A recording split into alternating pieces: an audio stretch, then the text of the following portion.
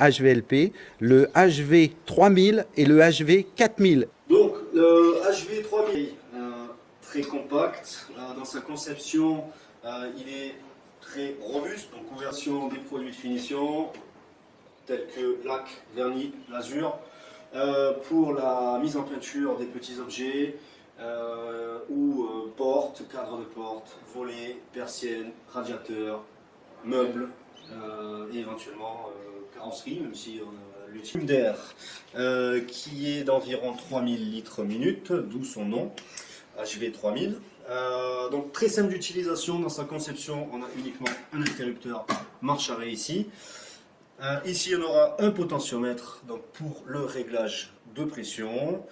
C'est un appareil qui travaille à 0,4 bar de pression, donc c'est une technologie HVLP basse pression. L'intérêt de l'HVLP, c'est avant tout au pistolet qui va permettre d'avoir tous les réglages que l'on puisse travailler en G-plat vertical, en G-rond ou en G-plat horizontal par un système de clic qui se fait ici au niveau du chapeau d'air, donc il n'y a pas d'erreur possible. Donc cet HV3000, il est livré avec le pistolet Edge qui est automatique, c'est-à-dire que dans sa conception il est vraiment très simple.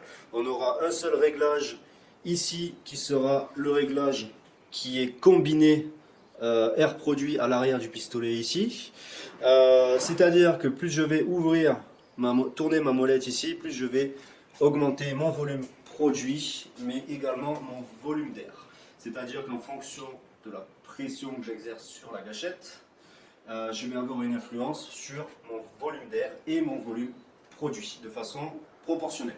C'est-à-dire que le pistolet se réglera automatiquement. Et ça, c'est le gros avantage pour l'utilisateur qui n'a pas trop l'habitude du pistolet HVLP, qui débute dans l'application HVLP. Il aura un pistolet qui serait solide, un pistolet 2 doigts. Ici, on aura un godet d'1 litre. Ouais.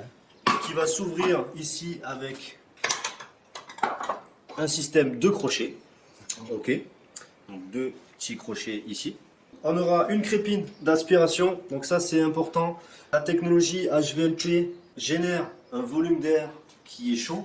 Quand on pulvérise des produits, et surtout des produits acryliques, au bout d'un certain moment, il se peut que l'air chaud commence à faire sécher le produit à l'intérieur du godet et donc va créer une peau à la surface. Donc cette crépine pour protéger le passage produit contre ces résidus solides. Sous pression du godet qui va se faire par ce tuyau ici. L'air arrive ici et passe ici. Le produit qui n'aura pas d'autre issue que de remonter par le tuyau d'aspiration et donc revenir par le passage produit ici jusqu'à un joint qui va rendre le godet étanche. Donc ici on aura le réglage du jet. G plat, G rond ou G de la buse qui se fait sans outil, donc si ma buse. Pour ceux qui connaissent que normalement on va sortir le pointeau par l'arrière, qui est assez innovante, qui permet de sortir le pistolet avant du pistolet. On va tout simplement appuyer ici sur l'axe de la gâchette, clic, ça va libérer notre avant.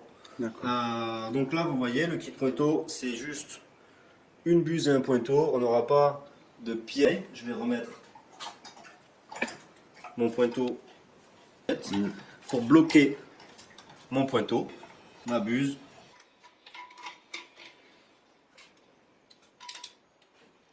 Super. C'est un tuyau de 6 mètres, donc on va venir le visser ici à la sortie. Raccord clipsable. Voilà, un raccord rapide pour le débit.